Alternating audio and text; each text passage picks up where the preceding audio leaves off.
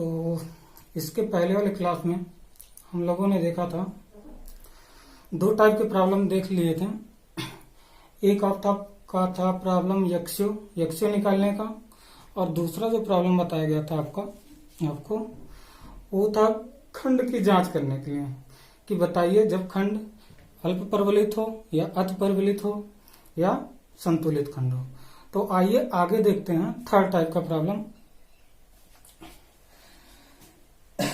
जब आपसे क्वेश्चन में पूछ ले कि प्रतिरोध आघूर्ण ज्ञात कीजिए, प्रतिरोध आघूर्ण मतलब मोमेंट ऑफ रेजिस्टेंस ज्ञात कीजिए, तो इसके लिए सबसे पहले हम लोग स्टेप देख लेते हैं, कौन कौन से स्टेप अपनाएंगे और कौन कौन से फार्मूले अपनाएंगे, और उसके बाद एक प्रॉब्लम सॉल्व कर लेते हैं। तो चलिए देखते हैं थर्ड टाइप का जो प्रॉब्लम है, प्रतिरोध आघूर्ण ज्ञात करने के लिए, मोमेंट ऑफ रेजिस्टेंस ज्ञात करने के लिए। तो इसमें जो सबसे पहला स्टेप अपनाया जाता है वो होता है उदासीन अक्ष की गहराई। तो सबसे पहले हम लोग क्या निकालते हैं, उदासीन अक्ष की गहराई निकालते हैं, डेप्थ ऑफ न्यूट्रल एक्सिस। तो डेप्थ ऑफ न्यूट्रल एक्सिस निकालने के लिए हम फार्मूला बता चुके हैं, आइए फिर से एक बार देख लेते हैं। तो सबसे पहला स्टेप हमारा यही रहेगा, यक्षु निकाला जाएगा। यक्षु बराबर 0.87 FY AST minus ASC FSC minus FCC upon 0.36 FCK into D। यहाँ पर आप FCC को नेग्लेक्ट भी कर सकते हैं, क्यों? क्योंकि FCC का मान जो होता है FSC के कंपैरिजन में बहुत कम होता है। तो यहाँ पर आपका जो फार्मूला नया बन जाता है 0.87 FY AST minus ASC FCC upon 0.36 FCK into B। अब सेकंड स्टेप की बात करते हैं। जब यक्षु आप निकाल लेंगे तो आप सेकंड स्टेप में चलेंगे, सीमांत उदासीन अक्ष की गहराई। सीमांत उदासीन अक्ष की गहराई में आप लोग क्या निकालेंगे, यक्षु मैक्स। यक्षु मैक्स में का जो फार्मूला होता है आपका 700D अपॉन 1100 प्लस 0.87 FY। इसको निकालने के बाद थर्ड स्टेप आप अपनाएंगे। थर्ड स्टेप में क्या होगा, खंड की हम लोग क्या करेंगे, जांच करेंगे। जब यक्षु का मान, इस यक्षु का मान यक्षु मैक्स से कम होगा, जब इस यक्षु का मान यक्षु मैक्स से कम होगा तो खंड कौन सा होगा, अल्प परवलित होगा। जब यक्षु का मान यक्षु मैक्स से अधिक होगा तो खंड कौन सा होगा, आपका अति परवलित होगा। और जब यक्षु का मान यक्षु के बराबर होगा तो कौन सा खंड होगा, संतुलित खंड। जब यक्षु का मान कम है यक्षु मैक्स से तो URS अंडर रेनफोर्समेंट सेक्शन, जिसे हम लोग क्या कहते हैं, अति परवलित, अल्प परवलित। जब यक्षु का मान अधिक हो किससे, यक्षु मैक्स से, इसे क्या कहते हैं, ओवर रेनफोर्समेंट सेक्शन, जिसे हम लोग क्या कहते हैं, अति परवलित खंड। और यक्षु का मान जब यक्षु मैक्स के बराबर होता है तो इसे हम लोग क्या कहते हैं, बैलेंस सेक्शन, जिसे हम लोग कहते हैं हिंदी में संतुलित खंड। तो ये तीन स्टेप अपनाएंगे। और चौथा स्टेप हम लोग लगाएंगे प्रतिरोध आघूर्ण का फार्मूला। प्रतिरोध आघूर्ण का फार्मूला लगाने से पहले आप इन कंडीशन को चेक करेंगे, इसी कंडीशन के अनुसार आप क्या करेंगे, प्रतिरोध आघूर्ण का फार्मूला लगाएंगे। तो प्रतिरोध आघूर्ण का फार्मूला जब आप लगाएंगे, मान लेते हैं आपके पास आ गया खंड जो है URS आ गया, अल्प परवलित खंड आ गया। जब अल्प परवलित खंड आ जाएगा आपके पास, जैसे देखिए यहाँ पर, जब खंड क्या आ जाए आपका, अल्प परवलित, अर्थात क्या, अर्थात यहाँ पर यक्षु इज लेस देन यक्षु मैक्स। जब यक्षु क्या हो, यक्षु मैक्स से कम हो तो खंड क्या होगा, अल्प परवलित होगा। तो अल्प परवलित के लिए जो हम लोग फार्मूला अपनाएंगे, mu बराबर 0.36 FCK इंटू B इंटू यक्षु कोष्टक में D माइनस 0.42 यक्षु, फिर प्लस ASC कोष्टक में FSC माइनस FCC कोष्टक में D माइनस D डैश। यहाँ पर आप FSC को नेग्लेक्ट भी कर सकते हैं, आप चाहे FSC को लेकर चलें, आप चाहे FSC को छोड़ दें। अब देखते हैं अगला, जब आपका खंड क्या हो, अति परवलित हो, अति परवलित हो या संतुलित हो, अति परवलित हो या संतुलित हो। देखिए यहाँ पर, जब खंड अति परवलित हो मतलब ओवर रेनफोर्समेंट सेक्शन हो या संतुलित खंड हो, तब हमें क्या करना पड़ता है, तब हमें यक्षु के जगह क्या रखना पड़ता है, यक्षु मैक्स। क्यों? क्योंकि संतुलित खंड में हम लोग जानते हैं यक्षु बराबर क्या होता है, यक्षु मैक्स होता है। एलएसएम की जो डिजाइन हम लोग करते हैं, किसी भी बीम की करते हैं, तो एलएसएम आपका यही कहता है कि आप अति परवलित खंड की डिजाइन नहीं करेंगे। अति परवलित खंड की डिजाइन आप नहीं करेंगे, तो कौन सा करेंगे? हमेशा आप अल्प परवलित खंड की डिजाइन करेंगे। ऐसा क्यों कहा गया है, इसको भी देख लीजिए। जैसे अति परवलित खंड में क्या होता है, जो कंक्रीट का प्रतिबल होता है अति परवलित खंड में जो कंक्रीट का प्रतिबल होगा वो क्या होगा, चरम सीमा तक सबसे पहले पहुंच जाता है। जब कंक्रीट का प्रतिबल चरम सीमा तक सबसे पहले पहुंच जाता है तो क्या होता है, वहां पर कंक्रीट अचानक आपकी फेल हो जाती है। तो यदि कंक्रीट आपकी अचानक फेल हो गई है तो क्या होगा, कोई भी धरन हो, कोई भी स्लैब हो, तो वह अचानक क्या होगा, गिर जाएगा। इसीलिए हम लोग क्या करेंगे, अति परवलित खंड की डिजाइन नहीं करेंगे। जब अति परवलित खंड आ जाएगा तो एलएसएम यही कहता है कि लिमिट स्टेट मेथड यही कहता है कि आप उसे क्या मान लें, संतुलित खंड मान लें। जब संतुलित खंड मानेंगे तो क्या होगा, यहाँ पर एक्सयू के जगह एक्सयू मैक्स हो जाएगा। अब इसके जस्ट अपोजिट हम यहाँ देख लेते हैं, क्यों अल्प परवलित खंड की डिजाइन करते हैं। अल्प परवलित खंड की इसलिए डिजाइन हमेशा करते हैं क्योंकि इसमें क्या होता है, अल्प परवलित खंड में स्टील का जो है प्रतिबल चरम सीमा तक सबसे पहले पहुंचता है, उसके बाद कंक्रीट का पहुंचता है। तो इसमें जब फेल होगा कोई सबसे पहले तो स्टील फेल होता है। तो हम लोग जानते हैं जब कोई स्टील फेल होता है तो उसमें क्या होता है, हमें कुछ ना कुछ वह सूचना देता है फेल होने से पहले। क्योंकि जब हम लोग स्टील को खींचते हैं तो उसमें कुछ क्या होता है, खिंचाव उत्पन्न होता है। जब खिंचाव उत्पन्न होता है तो उसकी लंबाई में क्या होती है, वृद्धि होती है, जिससे हमें पता चल जाता है कि वह स्टील फेल होने वाला है। तो इसमें स्टील का प्रतिबल जो है चरम सीमा तक सबसे पहले पहुंचता है, अर्थात इसमें स्टील फेल होती है। जब स्टील आपकी फेल होती है तो क्या होता है, वह हमें पहले से सूचना दे देता है कि क्या वह धरन क्या होने वाला है, ब्रेक होने वाला, टूटने वाला है। तो हमें जब पहले पता चल जाता है तो हम लोग वहां से सुरक्षा पूर्वक निकल सकते हैं या उसकी मरम्मत कर सकते हैं। इसीलिए हमेशा क्या करते हैं, हम लोग अल्प परवलित खंड की डिजाइन करते हैं, अति परवलित खंड की डिजाइन नहीं करते हैं। तो जब आपके क्वेश्चन में जो क्वेश्चन सॉल्व करेंगे तो जब एक कंडीशन आ जाएगा x u is less than x u max, तो क्या होगा, हमेशा यही फार्मूला अपनाएंगे, 0.36 subsequent to be into x u D minus 0.42 x u plus ASC कोष्टक में एफएससी माइनस एफसीसी कोष्टक में डी माइनस डी डैश। लेकिन जब अति आ जाएगा या संतुलित आ जाएगा तो हमें क्या रखना पड़ेगा, एक्सयू के जगह एक्सयू मैक्स रखना पड़ेगा। तो 4 स्टेप हम लोग अपनाएंगे प्रतिरोध आघूर्ण निकालने के लिए। आई होप कि आपको ये सारे स्टेप समझ में आ गए होंगे। एक बार फिर से रिपीट कर देते हैं। सबसे प्रतिरोध, जब भी क्वेश्चन में आपसे कह दे कि प्रतिरोध आघूर्ण निकालने के लिए, तो सबसे फर्स्ट स्टेप क्या करेंगे, आप एक्सयू निकालेंगे। सेकंड स्टेप क्या करेंगे, एक्सयू मैक्स निकालेंगे। थर्ड स्टेप में आप क्या करेंगे, खंड की जांच करेंगे कि खंड क्या है, अल्प परवलित है कि अति परवलित है। फिर उसके बाद क्या करेंगे, मोमेंट ऑफ रेजिस्टेंस का फार्मूला लगाएंगे। मोमेंट ऑफ रेजिस्टेंस का फार्मूला किस अकॉर्डिंग लगाएंगे, खंड की जांच करने के बाद जैसा खंड रहेगा उसी हिसाब से मोमेंट ऑफ रेजिस्टेंस का फार्मूला लगाएंगे। अल्प का आएगा तो अल्प वाला लगाएंगे, अति का आएगा तो अति वाला फार्मूला हम लोग लगाएंगे। आइए अब देखते हैं कि क्वेश्चन, इसका एक क्वेश्चन सॉल्व कर लेते हैं। स्टेप आपको तो समझ में आ ही गया होगा, इसका एक क्वेश्चन सॉल्व कर लेंगे तो और क्लियर हो जाएगा। तो चलिए देखते हैं क्वेश्चन। यहां पर एक नीचे हमने क्वेश्चन लिख दिया है, सॉरी,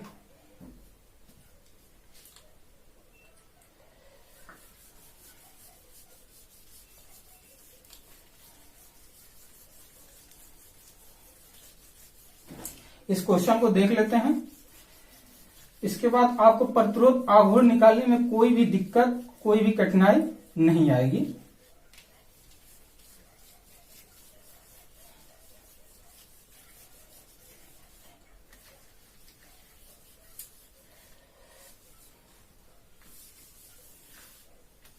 चलिए तो देखिए, एक बार क्वेश्चन हम रिपीट कर दे रहे हैं। एक दोहरे परवलित कंक्रीट धरन का माप 230 गुणे 460 mm प्रभावी है। क्वेश्चन में क्या कहा है, एक दोहरे परवलित कंक्रीट धरन का माप 230 गुणे 460 mm प्रभावी। क्वेश्चन में यहां पर प्रभावी, कोष्टक में प्रभावी लिख दिया। प्रभावी का मतलब क्या हो गया, जो 460 mm दिया है वो क्या है, आपका स्मॉल डी है। अब इसके बाद देखिए क्या दिया गया है, इसके संपीड़न क्षेत्र में 16 mm व्यास की 2 छड़ें लगी हैं, अर्थात कंप्रेशन जोन में आपके 2 छड़ लगे हैं, वो भी 16 mm व्यास के। अगला देखिए आगे, तथा तनन क्षेत्र में 20 mm व्यास की 4 छड़ें डाली गई हैं। तो टेंशन जोन जो है, टेंशन जोन में कितनी छड़ें डाली गई हैं? 4 छड़ें डाली गई हैं। कितने mm व्यास की? 20 mm व्यास की 4 छड़ें डाली गई हैं। तो देखिए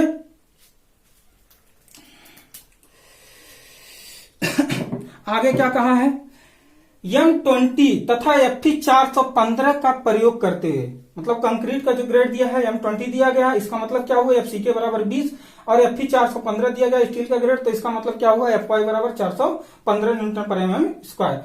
धरन की फैक्टर प्रतिरोध आघूर्ण की गणना कीजिए। फैक्टर प्रतिरोध आघूर्ण यहां पर निकालना है। तो देखिए, तो सबसे पहले हम लोग क्या करेंगे, एक फिगर बनाएंगे। तो फिगर जब बनाएंगे तो देखिए फिगर कैसे बनेगा आपका, एक आप धरन बनाएंगे ऐसे, ये आपका डबली रेनफोर्समेंट है, ये आपका क्या हो गया, न्यूट्रल एक्सिस हो गई, न्यूट्रल एक्सिस हो गई, ये आपका क्या हो गया, कंप्रेशन जोन हो गया, ये आपका क्या हो गया, टेंशन जोन हो गया। क्या कहा है, 230 mm, 230 mm कहा है। तो B बराबर जो दिया गया है आपका कितना हो गया, 230 mm। और क्या कहा है, प्रभावी आवरण, कंक्रीट का आवरण जो दिया गया है 40 mm दिया गया है। तो यहां पर आप क्या मान लीजिए, यहां पर आवरण क्षण का सेंटर मान लीजिए, तो यहां पर 40 mm हम लोग ये मान ले रहे हैं। तो यहां से तो कंप्रेशन जोन में कितने क्षण लगे हैं, 16 mm व्यास के 2 क्षण, 16 mm व्यास के हम क्या किए, 2 क्षण यहां पर लगा दिए। अब इसके बाद देखिए क्या कहा है, 20 mm व्यास के 4 क्षण, कहां पर, टेंशन जोन में, 1 2 3 4 क्षण ये हो गए। ये आपके 2 क्षण कितने के, 16 mm व्यास के 2 बार, यहां पर 4 क्षण 20 mm व्यास के 4 बार। इसके बाद देखिए क्या दिया गया है, 230 गुणे 460 को यहां पर लिखा है प्रभावी, प्रभावी का मतलब क्या हुआ, स्मॉल डी, मतलब यहां से आपको दिया गया है 460 mm, ये आपका स्मॉल डी हो गया। तो चलिए आगे देखते हैं। तो आपको क्या क्या दिया गया है, क्या क्या गिवन है। तो देखिए B बराबर 230 mm, स्मॉल डी बराबर आपको दिया गया है 460 mm, और क्या दिया गया है, डी डैश बराबर क्या दिया गया है आपका 40 mm। एएसटी जो है आपका, एएसटी बराबर π/4 गुणे व्यास का स्क्वायर, व्यास का मतलब एएसटी तनन जोन में area of steel in tension. तो तनन जोन में जो है आपका 20 mm व्यास का स्क्वायर हो गया, नंबर ऑफ गुणे नंबर ऑफ बार, तो 4 बार हो गया। तो यहां से एएसटी जो आएगा कितना आएगा, 1256 लगभग आ जाएगा mm स्क्वायर आ जाएगा। अब इसके बाद हम लोग क्या निकालेंगे, एएससी निकालेंगे। तो एएससी जो होगा आपका, एएससी बराबर क्या हो जाएगा आपका पाई, एएससी क्या है, area of steel in compression, तो π/4 कंप्रेशन कहाँ है, यहाँ पर 16 का स्क्वायर, कितने नंबर ऑफ बार है, 2, तो यहाँ पर 2 आपका ये हो गया। अब यह जो आएगा एएससी का मान, एएससी का बराबर आपका आ जाएगा यहां से, एएससी बराबर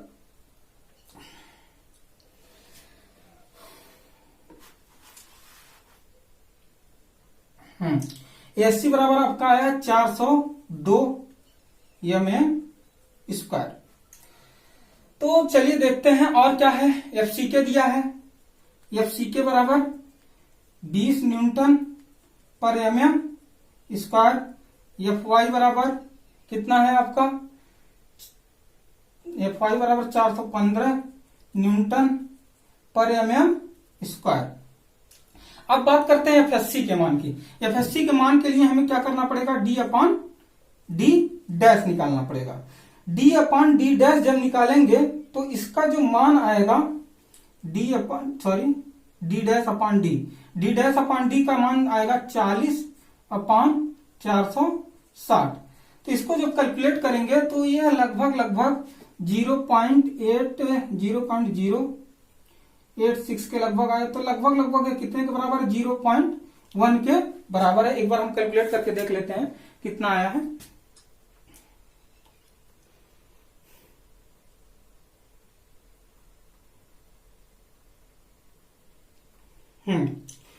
तो 40/460 0.869 तो यही आया है। तो 40/460 0.86 आया है, 0.086। ये लगभग किसके बराबर है, 0.1 के बराबर है।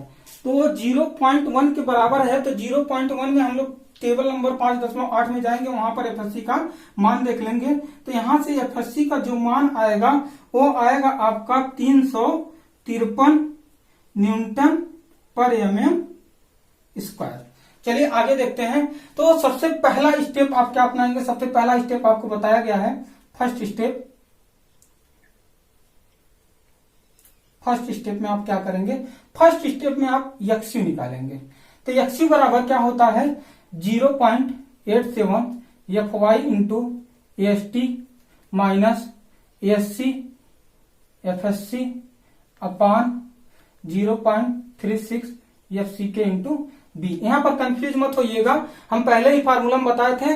एफएससी के मान को आप क्या कर सकते हैं, नेगलेक्ट कर सकते हैं। तो यहाँ एफसीसी के मान को क्या कर सकते हैं, नेगलेक्ट कर सकते हैं। तो इस फार्मूले में हम क्या किए हैं, एफसीसी के मान को नेगलेक्ट कर दिए हैं। यदि एफसीसी आप लेकर चलना चाहते हैं तो आप लेकर के वहां पर चल सकते हैं भी, और मोमेंट ऑफ रेजिस्टेंस में भी।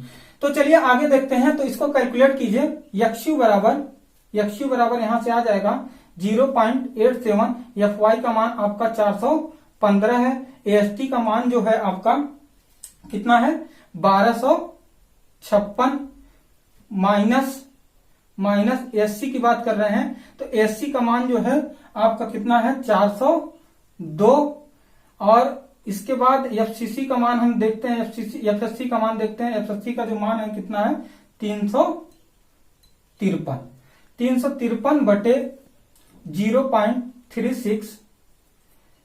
एफसीके का मान 20, बी का मान कितना है आपके पास, 230। तो यहां से जो यक्स्यू का मान आता है, यक्स्यू का जो मान है आपके पास वो कितना आ जाएगा, 188.147 188.147 mm। आई होप आपको यहां तक समझ में आया होगा। फर्स्ट स्टेप आपका क्या है, डेप्थ ऑफ न्यूट्रल एक्सिस, उदासीन अक्ष की गहराई। यहां से आप देख लीजिए, ये है आपका एससी। तो आप स्क्रीनशॉट्स का लेना चाहते हैं तो ले सकते हैं। चलिए आगे चलते हैं। यहां से इस मान को याद रखिएगा, यक्सी बराबर कितना आया है, 188.147। चलिए आगे चलते हैं, इसे डस्ट करते हैं। स्क्रीनशॉट लेना हो आप ले लीजिए। तो चलिए देखते हैं आगे।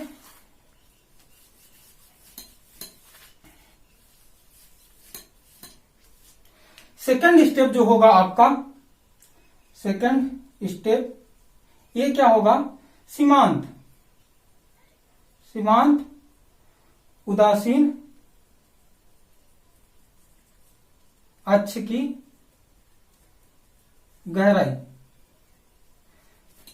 तो इसमें क्या निकालना रहेगा आपको, यक्स्यू मैक्स। तो यक्स्यू मैक्स बराबर क्या होता है, 700 डी अपॉन 1100 प्लस 0.87 FY। तो यहां से जब मान रखेंगे 700, डी का मान कितना है 460 बटे 1100 प्लस 0.87 FY का मान कितना है 415। तो यहां से यक्स्यू मैक्स बराबर जो आएगा वो आपका आ जाएगा 220 mm। तो दोनों मान आप समझ लिए हैं। इसके आगे चलते हैं हम लोग थर्ड स्टेप पे। इधर हम डस्ट कर रहे हैं, इरेज कर दे, इसे साफ कर रहे हैं।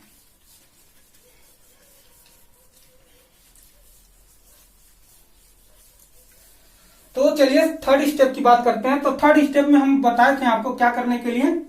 थर्ड स्टेप खंड का जांच करेंगे, यहां पर खंड का जांच करेंगे।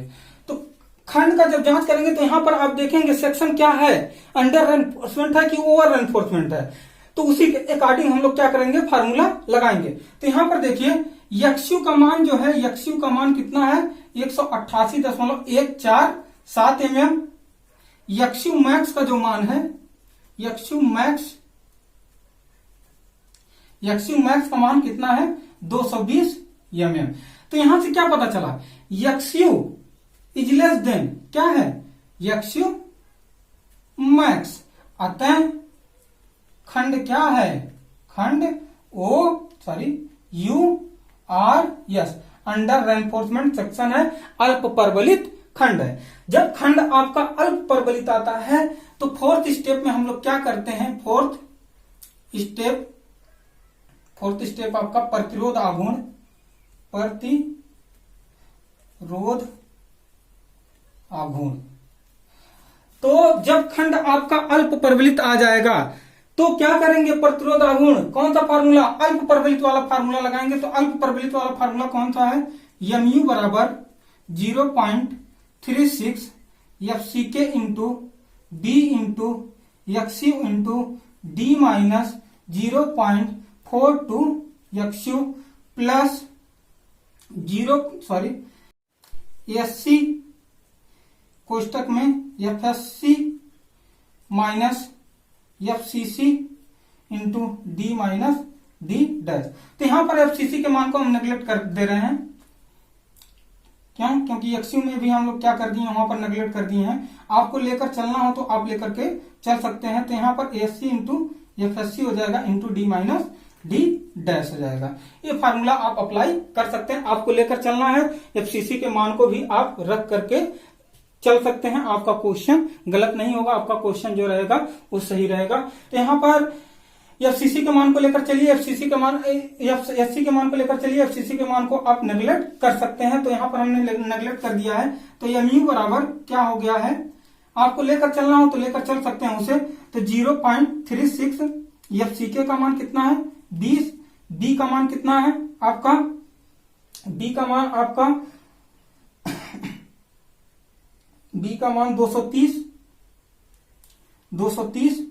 यक्षु का मान जो आया है कितना आया है 188.147 इंटू डी माइनस डी का मान कितना है 460, डी माइनस 0.42।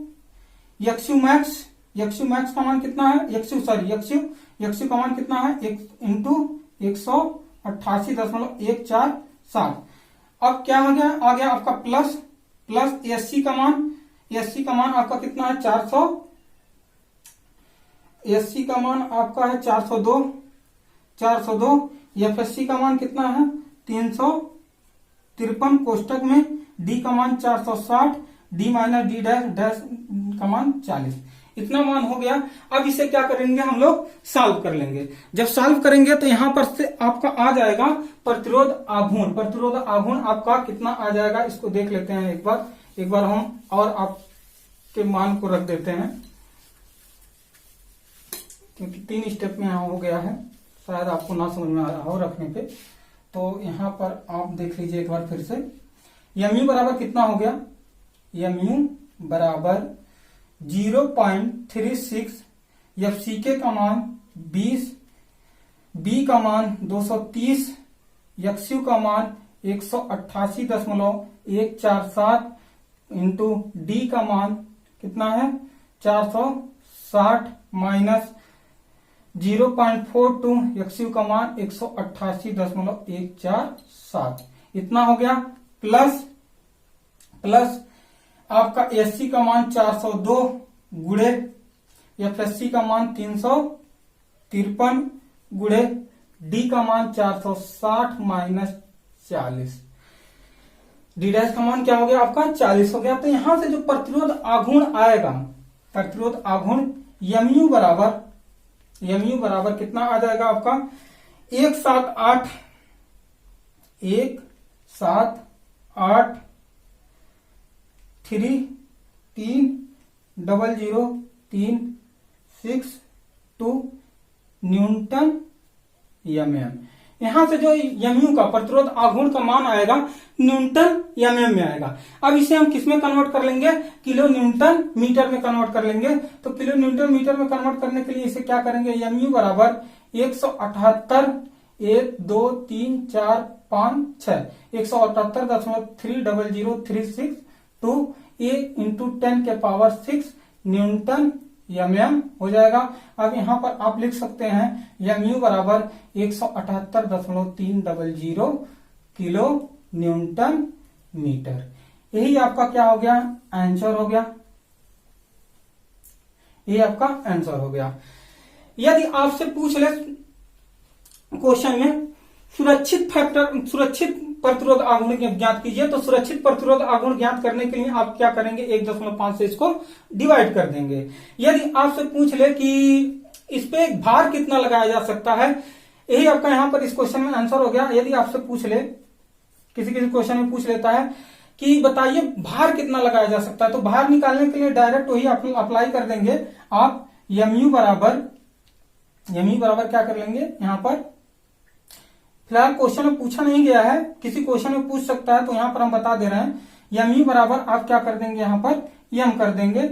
यमयू बराबर यम, तो यम क्या है आपका बेंडिंग मोमेंट है, यहां पर बेंडिंग मोमेंट कर लीजिए, बेंडिंग मोमेंट। तो बेंडिंग मोमेंट क्या होता है सिंपली सपोर्टेड के लिए, यदि आपका धरन सिंपली सपोर्टेड है तो सिंपली सपोर्टेड रहेगा, सिंपली सपोर्टेड वाला कंडीशन लगा देंगे। कैंटिलीवर रहेगा तो कैंटिलीवर वाला कंडीशन लगा देंगे। तो यहां सिंपली सपोर्टेड के लिए हमारा जो होता है WU इंटू L²/8 होता है। तो क्वेश्चन में आपको लंबाई भी दी रहेगी, इस क्वेश्चन में लंबाई नहीं दी गई है, लेकिन जिसमें भार पूछेगा, भार फैक्टर भार या पूछ ले सुरक्षित भार, तो वहां पर क्या होगा, वहां पर लंबाई आपको दिया रहेगा। तो लंबाई का मान हम लोग रख देंगे, यहां से आप क्या कर देंगे, यहां पर मोमेंट का मान रख देंगे, यमयू का मान रख देंगे यहां पर। तो यमयू का मान जब रख देंगे तो WU इंटू L² क्या हो जाएगा 8 हो जाएगा। L का मान रख देंगे, यमयू का मान रख देंगे, तो यहां से क्या आ जाएगा आपका लोड आ जाएगा। लोड कैलकुलेट करके आप बता सकते हैं। आई होप आपको समझ में आ गया होगा। यदि कोई दिक्कत हो रही होगी तो आप लोग कमेंट करके जरूर बताइएगा। तो अगला जो क्लास लगेगा आपका वो रहेगा EST निकालने के लिए।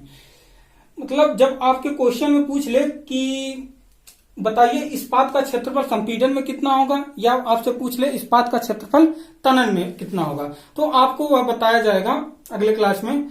और उसके अगले क्लास में आपको डब्ल्यू रेनफोर्समेंट की डिजाइन करा देंगे। आज के लिए बस इतना ही। Thank you.